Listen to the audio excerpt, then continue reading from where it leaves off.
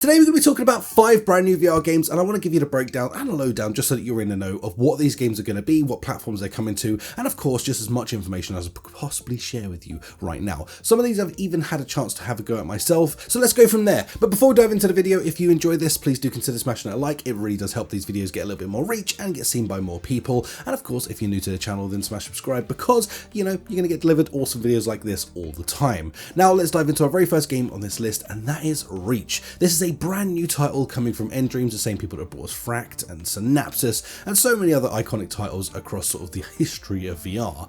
Now this one is supposed to be their biggest title to date, really fulfilling an actual AAA status when it comes to a brand new IP inside of virtual reality. This is going to be coming out in the near future in this year, which is damn exciting. It's going to be coming to PSVR 2, Steam, and of course Quest 3. This is going to have complete full body awareness when it comes to this game, with natural immersive movements, bringing sort of like ultra parkour feeling into this game. They really don't want you just to be stationary, moving and wiggling your arms. This one's got all about getting your full body involved. Of course they'll probably have complete control of that as well. If you're someone who's unfortunate enough not to be able to do full body stuff, then of course they'll have stuff in there as well for immersive controls no matter what your situation. You're going to be able to climb, jump, zip line, physically interact with your environment, which I love. Hopefully that means that immersion levels are going to be through the freaking roof. I love it we can just interact even with the smallest things in a game. It really just fulfills like that true VR nature of something. It's also going to be combining really cinematic action adventure moments with deep storytelling, which freaking just ticks all the right boxes when it comes to me. I don't know about you, but when I was watching this trailer, I really got that feeling of blood and truth sort of bleeding through into this game. Just something that I've personally been really wanting for. This is going to feature a large mythical enemies. It's going to require tactical combat. This is really going to push that sort of VR immersion to the realistic physics, and just like traversing terrain in this game looks insane. It feels like it's going to be really one of the more immersive games that I've at least seen in quite a while. I've actually got to try this way back at Gamescom. I got to try sort of a snippet of this game. They didn't tell me anything about what the game was. They were just like, just try this and see what you think. In the time I got to play it was freaking incredible. Like, I really enjoyed the way that sort of like your body moves and reacts to the environment around me. I really enjoyed some cool things, like I got to play with a bow. I got to play with like a Captain America style shield where you could throw it and freeze it into walls, jump up on that and use that then to engage you to be able to jump in further into the mission. It really impressed me what I got to try within that full, like that little snippet. It was like half an hour of playing this. It really impressed me. I didn't know what the project was going to be at the time because they literally just wouldn't tell me anymore other than just letting me try this thing. But now I know. I'm very much looking forward to the full fat version of this. Next up we have PSVR Legacy of Shadow. Now this of course is remaking the original Thief games, now bringing them into virtual reality and giving them the treatment that they truly deserve. Now I've always personally believed that the Thief games have just always been like perfect for VR. The way that you sneak around the game, the way you move, everything about it just screams virtual reality, and it's incredible to finally see it happening. Now the coolest thing about this is Maze Theory and Vertigo Games coming together to work together on this project. Now they are two incredible beast studios that really know what they're doing when it comes to making VR games, and the fact that they're coming together now to unite and make this game, it just fills me with hope that this is going to be absolutely incredible and exactly what it deserves to be. You're going to be assuming the role of Magpie, a stealthy thief in a dark city. This is going to be fully designed, like I say, for VR, so you're going to crouch, hide, physically interact, and of course dive into those shadows when needed and escape the sight of the bad people you're going to kill or rob from. Supposedly they're going to be using some really cool mechanics in this as well, where your breath will be able to extinguish torches, a bunch of other cool things that are just going to make this really immersive. It's going to really focus heavily on that stealth, of course being a Thief game, with the player just completely being as cunning and using the atmosphere to the absolute most, where it really shines again just being in virtual reality because it feels second nature to be able to dive into those shadows and hide and get away from the situation, or just, you know, planning out what you're going to be doing. They're going to be really focusing on sound design in this game, as well as in just that enhanced sort of stealth gameplay that's just brought to life, like I said, by that interactivity of being in VR. It's going to be quite a dark and moody game, so prepare for that. I don't know if you're familiar with the sort of Thief games, but that is quite a dark, moody exploration and really just infiltration type style game. Personally, everything I've heard about this game and seen so far is absolutely amping me up. Of course, as always, we go into these things with a grain of salt until we actually physically get to play them and I can give you my genuine feedback. But for now, this one is looking like it is definitely going to be something special. And again, just another really true AAA game coming into virtual reality.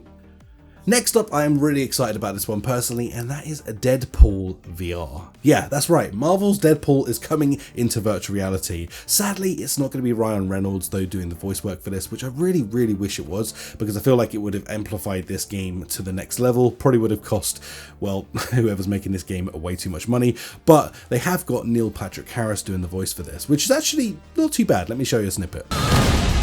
Spider-Man gets Insomniac, and I get this shit? Hopefully it just works with that game. You're not going to really know until you get into this, and it's definitely going to be a voice you're going to hear a lot as well. Deadpool is a self-narrator, as we know, throughout the entirety of everything he's doing. So you're going to be playing as that, hearing it in your ear quite a lot. Let's just hope that it doesn't get annoying. This is going to be exclusive to the Quest 3 and Quest 3S. It's not coming to Quest 2 or anything else, so just bear that in mind. Of course, this is starring Deadpool, needless to say. This is going to be bringing sort of like that humor and chaos into virtual reality, which I think is a great freaking move. I actually like the sort of comic sort of art book style that they've gone for in this game. It very much more reminds me of the Flat game that they brought out a few years ago that I personally absolutely loved. This is going to be fast paced, melee, range combat, using a bunch of wild wacky weapons as you go through this, fighting a bunch of wild and wacky bosses as well. So they're going to be holding back nothing in this.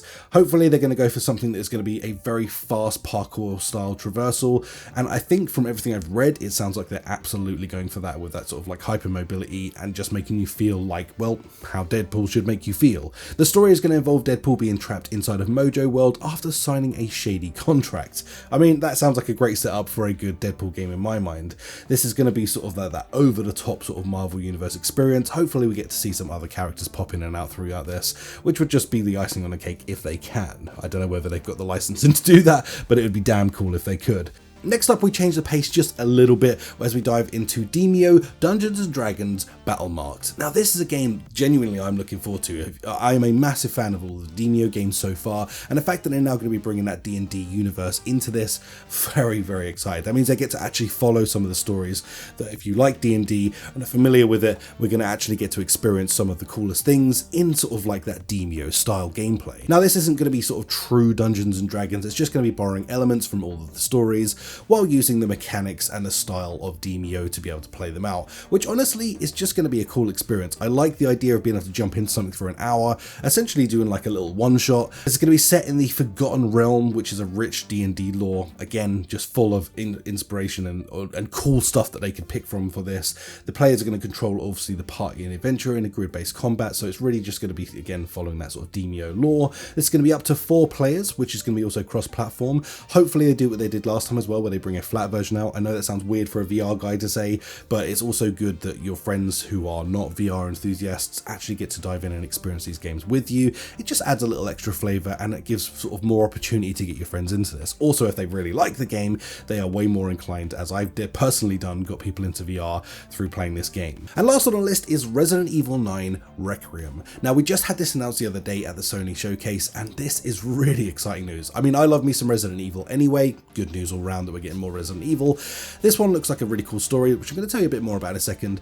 Now, there has been no official VR mode sort of spoken about just yet, but traditionally they don't speak about it just this early yet. They will do another tease, I would imagine, pretty soon, where they'll explain about that. And traditionally, well, they are a studio that has really looked out for VR, and they've kind of been the ones that have brought the most truest sort of AAA games into virtual reality so far, with the addition of a VR mode being added to all of the most recent sort of, you know, Resident Evil games, even the remakes. So this is a big news, and I really hope that they do follow through with that. So just know that this is slightly hoping for this to happen so far, but the odds are well enough either, with probably like an 80 or 90% chance of this definitely being a thing. There you have it, guys. That is a bunch of new VR games to be excited about, and genuinely there are so many more still to come this year. We're still fairly early into this, and we haven't really even hit that sort of peak stride where everyone wants to announce their game yet. As we get towards the end of summer, is probably going to be where things really start to heat up. If it keeps on like this, then 2025 might shape up to be one of the best years we've had,